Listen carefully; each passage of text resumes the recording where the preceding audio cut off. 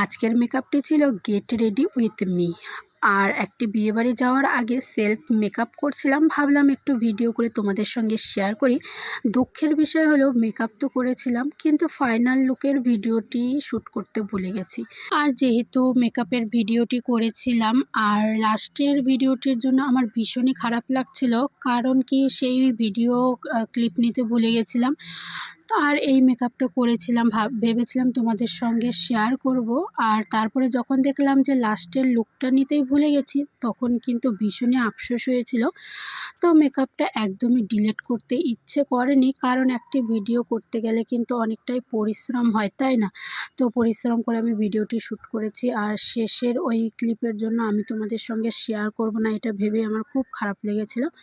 তো তারপরে ভাবলাম যে চলো ঠিক আছে, যেটুকু করেছি সেটুকুই তোমাদের সাথে শেয়ার করি। শেষে না হয় একটা ফটো দিয়েই তোমাদেরকে দেখাবো যে মেকআপটি কেমন হয়েছিল। আর আজকে ছিল প্রচণ্ড গরম, ফ্যান থেকে সরাই যাচ্ছিল না, এতটা গরম ছিল।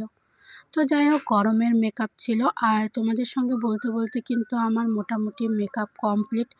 আর একটু স্পিড দিয়েই দেখাচ্ছি, আর আমি কোনটার পর কোনটা দিয়েছি সে তো তোমরা দেখেইছোই, আর মুখে বলার কিছু নেই। তো ফাইনালি আমি চোখটা করছি।